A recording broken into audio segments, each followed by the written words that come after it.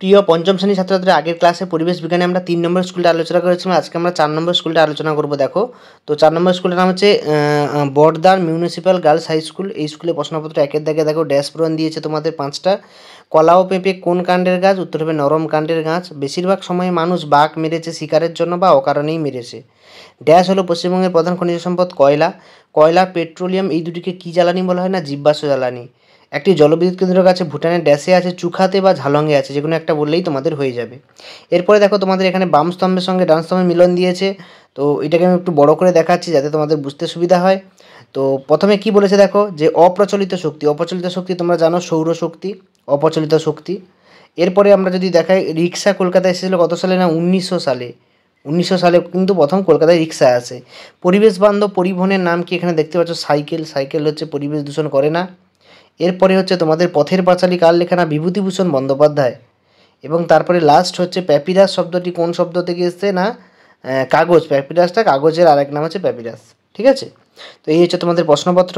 এবারে দেখো, এখানে যে ভূমিকম্পের যে বক্সটা দেওয়া আছে, এই বক্সটা 302 পেজে আছে। আমি শেষে দেখাচ্ছি, শেষে লং কোশ্চেনগুলো শেষে আমি দেখাচ্ছি এবং শর্ট প্রশ্নগুলো আগে দেখিয়ে দিচ্ছি।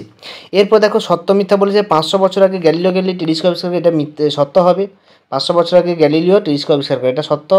তারপরটা দেখো, চাঁদ আছে পৃথিবী থেকে প্রায় 4000 কিমি দূরে, এটাও সত্য। চাঁদ পৃথিবীকে 12 দিন 29 ঘন্টা এক পাক ঘুরে, এটা মিথ্যা। 12 ঘন্টার পর ঘড়ি কাঁটা দুটি এক জায়গায় হবে একটাই, এটা সত্য। সূর্যই সমস্ত শক্তির উৎস, এটাও সত্য। সূর্য থেকে পৃথিবীতে আলো পৌঁছতে প্রায় 8 মিনিট সময় লাগে, এটাও সত্য কথা। এরপরে দেখো যে 100 কোটি বছর আগে সূর্য জন্ম হয়, এটা ভুল কথা। 450 কোটি। তারপরে 14 বছর বয়স পর্যন্ত লেখাপড়া করা আমাদের অধিকার, এটা একদম সত্য কথা। এরপরে দেখো, পরের পেজে আমরা 222 নম্বর পেজে চলে যাব। এই পেজের প্রশ্নপত্রগুলো আমরা সমাধান করব।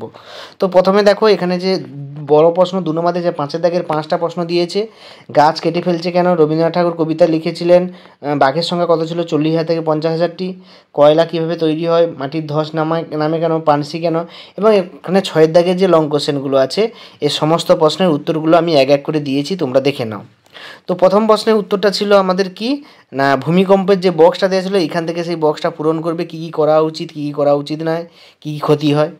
তারপরে প্রশ্ন ছিল যে বন হারিয়ে যাওয়ার দুটি কারণ, মানে কেন আমরা বনটাকে পরপর হারিয়ে ফেলছি। এখানে দেখো 4টে কারণ, 5টা কারণ দেওয়া আছে, তার মধ্যে তোমরা 2টো দেবে।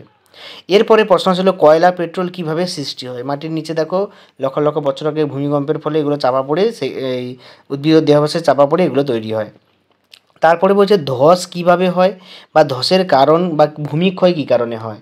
তো এটা দেখো 4টে পয়েন্ট আছে, এখানে আমি 2টো দেখিয়েছি। বৃষ্টিপাতের জন্য একটা হয়, ভূমিকম্পের জন্য একটা হয়, আবার এদিকে দেখো বেশি গাছ কাটলে হয় এবং জঞ্জাল বেশি ফেললে সেক্ষেত্রেও ধস হয়, মাটির উর্বরতা নষ্ট পেয়ে যায়।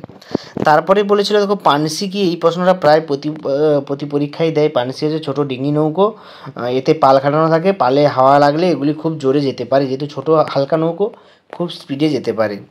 তারপরে একটা সূর্যগ্রহণের চিত্র আঁকতে বলেছে। দেখো এখান থেকে আমরা সূর্যগ্রহণ, পূর্ণগ্রাস এবং খণ্ডগ্রাস দুটো দেখিয়েছি। তো এই দুটো ছবিই তোমরা আঁকবে, দিয়েছিল লং কোশ্চেনে।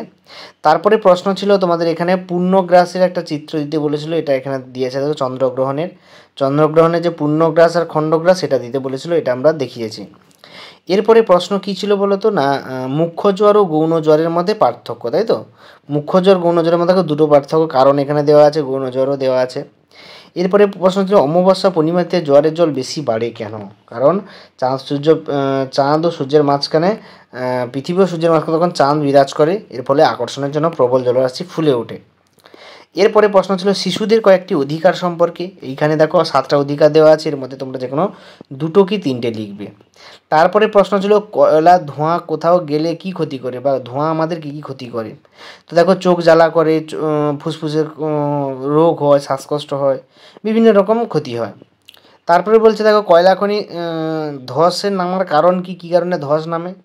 প্রশ্ন দেখো এখানে ধসের কারণটা দেওয়া আছে, যে কয়লা খনি অঞ্চলে ভূমিধসের মোকাবিলা কীভাবে সম্ভব। বেশি করে গাছ লাগাতে হবে, ওই অঞ্চলে সতর্কতা জারি করতে হবে।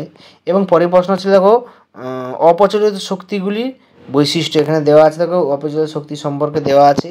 এবং রাস্তায় আমরা যদি বেরোই তার কী কী করবো না, রাস্তায় চলার সময় আমরা কী কী করবো না। ঠিক আছে, দৌড়াদৌড়ি করবো না, হঠাৎ করে লাফ দেবো না, বা রাস্তা পারানোর সময় আমরা কানে ফোন রাখবো না।